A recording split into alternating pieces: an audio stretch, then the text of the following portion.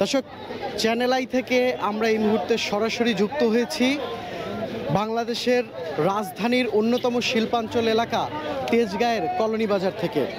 Colony বাজারের বিশাল গরু ছাগলের হাট আপনারা দেখতে পাবেন এবং এখানকার হাটে যে সেবাদানকারী যে সকল সংগঠন বা প্রতিষ্ঠান আছে বা প্রশাসনিক যারা আছেন, আমরা তাদেরকেই প্রথমে একটু দেখাতে চাই।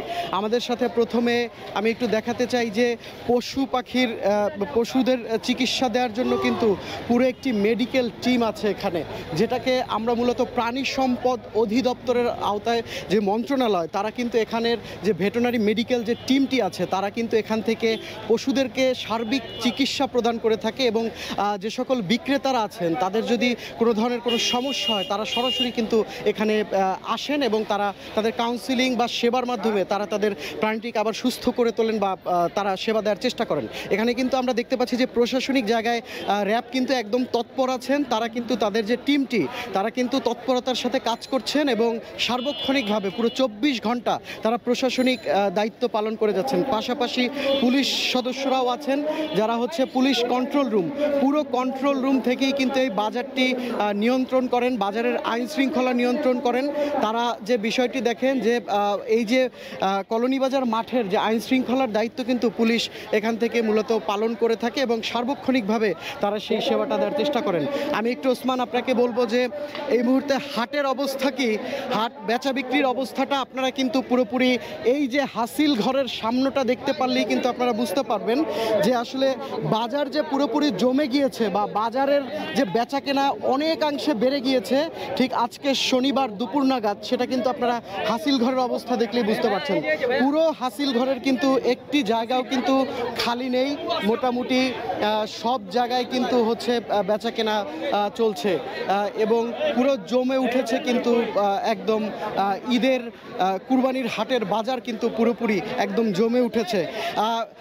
আজকে কি বেচা বিক্রি বেড়েছে বোধহয় বাজারে? হ্যাঁ, অনেক ভালো বাড়ছে বাজার এবং কাস্টমারও ভালো, ক্রেতাও ভালো, বিক্রিত খুব ভালো অবস্থানে আছে। হাসিল ঘর থেকে এই যে কর্মরত যে লোকটি বলছিলেন যে বেচা বিক্রি কিন্তু বেড়েছে ইতিমধ্যে, আসলে বাজার আছেই কিন্তু আর একদিন আছে সামনের দিন এবং আজকে এক বেলা, সেক্ষেত্রে বাজার এখন পুরোপুরি জমে উঠেছে। আমরা একটু বাজারের ভিতরে নিয়ে যেতে চাই আপনাদেরকে সরাসরি। আপনারা লাইভে কিন্তু সরাসরি চ্যানেল আই ফেসবুক পেজ এবং ইউটিউবে আমাদেরকে দেখতে পাচ্ছেন।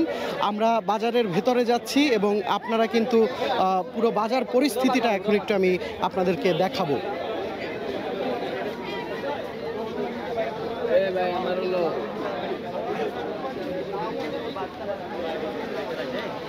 পুরো বাজার কিন্তু হচ্ছে একদম এখন চাঙ্গা, মানে ব্যবসায়ী এবং ক্রেতারা উভয়ের মধ্যেই আসলে যে সমন্বয়ের জায়গাটা এখনই আসলে করে নেওয়ার সময়। কারণ হচ্ছে আগামীকালকে কিন্তু সবসময় কুরবানির বাজার একটি শঙ্কা তৈরি হয় অনেক গরু পাওয়া যায় না, হয় পাওয়াই যায় না। সেক্ষেত্রে যারা রাজধানীতে কুরবানি দেওয়ার চিন্তা করছেন বা ভাবছেন তারা কিন্তু তাদের পছন্দের গরুটি কিন্তু আজকেই কিনে নিচ্ছেন এবং মোটামুটি বাজার কিন্তু আজকে যে দুপুর নাগাদ সেটা কিন্তু জমেছে। আপনারা জানেন আমরা এই মুহূর্তে কিন্তু চ্যানেল আই এর সরাসরি আপনাদের সাথে যুক্ত আছি বাংলাদেশের অন্যতম শিল্পাঞ্চল এলাকা তেজগাঁয়ের কলোনি বাজার থেকে সরাসরি আপনাদের সাথে যুক্ত আছি চ্যানেল আই এর সাথে।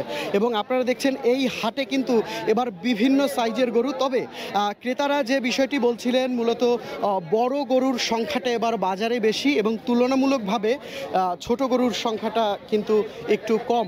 সেক্ষেত্রে ক্রেতারা কি মনে করছেন এবং বিক্রেতারা আমরা একটু দেখি। চাচা, কেমন দাম দর বলছে?